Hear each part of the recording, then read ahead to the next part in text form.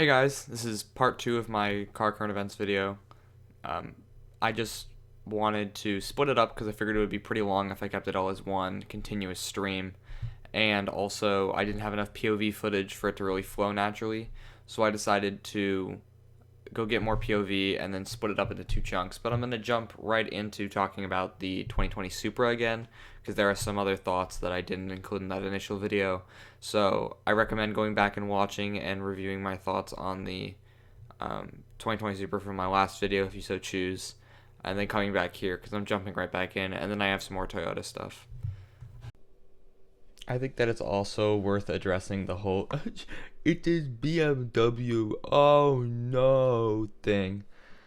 The only thing that I think is sort of disappointing about the fact that it is jointly developed by BMW is the fact that they kept the BMW straight six. I really think they should have done some sort of a 3JZ type thing, some sort of a Toyota engine. So at least you can say, hey, it's a Toyota sports car with Toyota reliability. Look at this bulletproof engine that I have.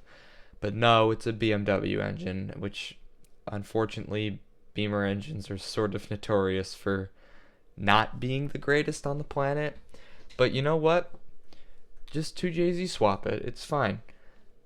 Or don't. It's people have already started building the engine, and it seems like it's going to be an okay enough platform. So I'm not really worried about that. I wish the interior was more Toyota-ish. I think it's too BMW looking. And please, please give us a manual transmission. Please. But other than that, I am loving the Supra, and I think for the money, it is a pretty darn good deal. I like it a lot. Staying with Toyota, the next thing, and no one is talking about this, it feels like. I mean, some people are, but not enough people are talking about this. The GR Yaris. It's amazing. It's the best. It's great. So, if you don't know about this, Toyota released, or teased, I guess, the GR Supra. It's officially out. We know they're making it, but it doesn't look like it's coming to America, which sucks. But they did do a poll on Twitter to ask if we wanted it, and it seems like a lot of people do want it. So whether that'll mean anything or not, we don't know yet. But please, please Toyota, please. I need this car in the States. It's so cool. Please. Especially after the Ford Focus RS and ST went away and the Fiesta ST, we need a new small hatchback, a new small hot hatch. Hot hatches are dying, and we need this car. It's amazing. It's all-wheel drive. It's a tiny little two-door Yaris based or inspired by their rally car, the WRC Yaris. It has a 1.6 liter inline 3-cylinder, which is tiny, but it makes 286 horsepower and 273 pound-feet of torque. It's got a 6-speed manual transmission. It's got turbocharged. It's awesome. It's light. It's tiny. It's gonna be like if you took a Ford Fiesta ST and a Ford Focus RS, you took the all-wheel drive and some of the power from the RS, put it in a Fiesta, and then made it a Toyota. Like, that's so awesome. Why are people not super hyped about this thing? It's so cool. And it has a manual. It's gonna be just amazing. And I really want them to bring it to the States, because this is the exact type of car that I wish there were more of, because it is so amazing. And it looks like it's not going to be stupid expensive. It looks like it's probably going to be around $40K, which is a lot for a Yaris, but like, that's not bad. I love it. I love it, and I need it. And speaking of all-wheel drive cars, oh wait, one last thing about the Yaris is that the interior is awesome. It's got, I love cars that have shifters that are like slightly elevated, so it's not like way down by the e-brake and it also has a manual e-brake, but it's not way down by the e-brake and the center console. It's like up a little bit on the center console, so you can go straight from the wheel down and shift, and it's not anything crazy. I really like shifters like that, and it has one like that, the nice big shift knob, which is awesome, and I love it. But next up, we've got big news coming out of Subaru. So, couple things. One, new Evorg. The new Evorg has been announced, and I love it. The Evorg is awesome. I think we should get it in the States. I saw one in, was it in Italy or Croatia? I think I saw one it was in Croatia, and it was very cool looking. But the new one, I'm sort of, I'm not a huge fan of the styling, but I like it. I don't think Subaru should go with this dynamic and solid, like chiseled, carved, brushed aluminum look. Like these sharp lines. I mean, I like sharp lines, but I don't know. It feels too boxy. And I'm not sure I'm a huge fan of it. Especially if they choose to keep it for the new WRX platform, which seems like it's what they're going to do, is they're going to keep that styling. I also really don't like their hexagonal wheels. I think those are so dumb in every car they've ever been in, which is unfortunate that they're choosing to use those. But still, it's exciting. So the new Evorg, it's going to have, I think it's a 1.8 liter or the 2 liter or a 2.4 liter. I'm not sure. Regardless, it's going to be cool. It's going to be relatively fast. It's going to be cool, and it's going to be a wagon. The only thing I don't like about the new Evorg, same with the old one, no manual, only CVT. Sucks. Also, it's not coming to America, but still, it's cool.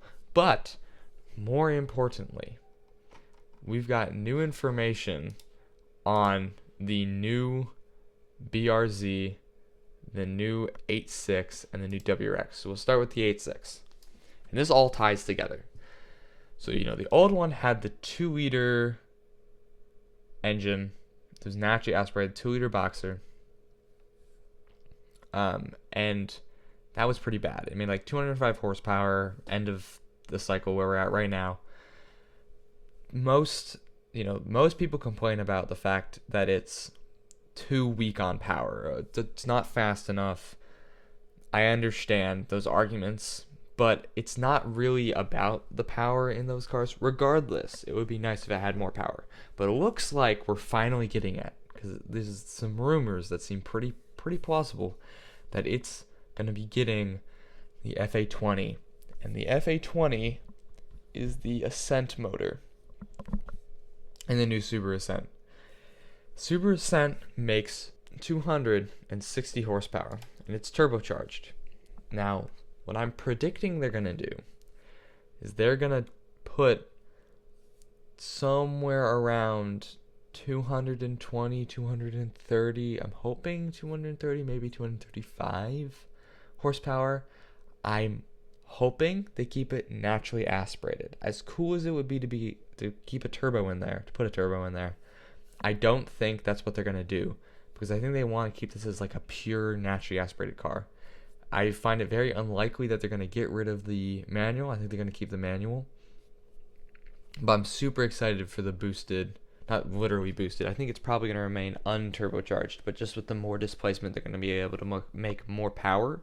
I think 235 is a good number for these cars, because then you've got the Miata for that really light, really small, zippy rear-wheel drive fun, and you've got the FRS, which competes with that in some ways, but also justifies its price point a little bit more, where it's a little bit more power, so you're going to be able to overcome some of those naysayers who are saying, it's too slow, it doesn't do what it needs to do. I think this slight power pump is going to be very good for it, which is super exciting. But that is not all that's coming out of the FA20, because the FA20 is probably, or FA24, is probably also going in the new Subaru WRX, which is awesome. So,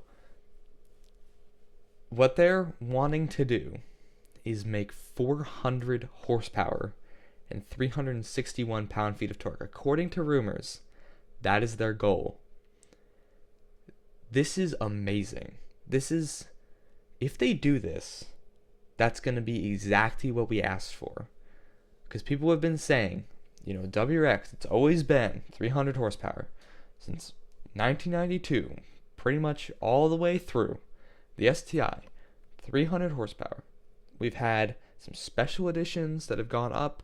We've had some incarnations where it's gone down. But right between that 290 310 horsepower range. And then you've had those special editions like the Diamond Edition and the S209 that have made closer to 350, 340. But never 400 from the factory. But if they go for this 400, that's going to be a great number. So here's the situation that we think is happening. They have the you can get the 1.8 liters in the Lavorg in the WRX, or you can get a detuned FA24, which is the FA20 is the engine that's currently in the BRZ, and that's currently in the WRX, just turbocharged. So it seems like they're probably either going to do the FA20 that's a little bit tuned up, or a detuned FA24 for the WRX. So you can get a 1.8 FA24, and that's probably going to make around 280, maybe 300. And for the STI, you're going to get 2.4 liter turbocharged 400 horsepower. 2.4 liter turbocharged 400 horsepower. That would be amazing. Because like, what's the WRX's main problem right now? Just power, really. It's down. Because like, what was beating it? So the Civic Type R was a little faster because it was lighter. The Focus RS was faster because it had a little bit more horsepower. 400 horsepower is going to put this thing up there with the Supra in performance, which I think is where it should be. Not the old WRX wasn't up there with the Supra, but I think that niche has opened up, and it's time for Subaru to take advantage of that. I think we've been living. I love the EJ20. I love the EJ motors. They're amazing. They were great platforms. The EJ is great, but I think moving away from it, it's time to push the boundaries. Let's put this thing at 400 horsepower. That's what people have been asking for. That's going to bring people back to the WRX platform. That is what it needs. And I think that's amazing, and I really hope they go through with it. So that's just me ranting about a bunch of car news that's coming out right about now. I hope you enjoyed all this. I hope it was interesting and not too boring. Go check out my other videos. Go check out Civic v Civic. It's really good. I put a lot of work into it. I hope this isn't too boring. Tell me if this is too boring. I'm probably going to be taking a little bit of I have already had a little bit of hiatus, but a little bit more of a hiatus after this. And then I'm going to start doing more real boy projects. Actually driving cars and reviewing them. Looking at them, I guess.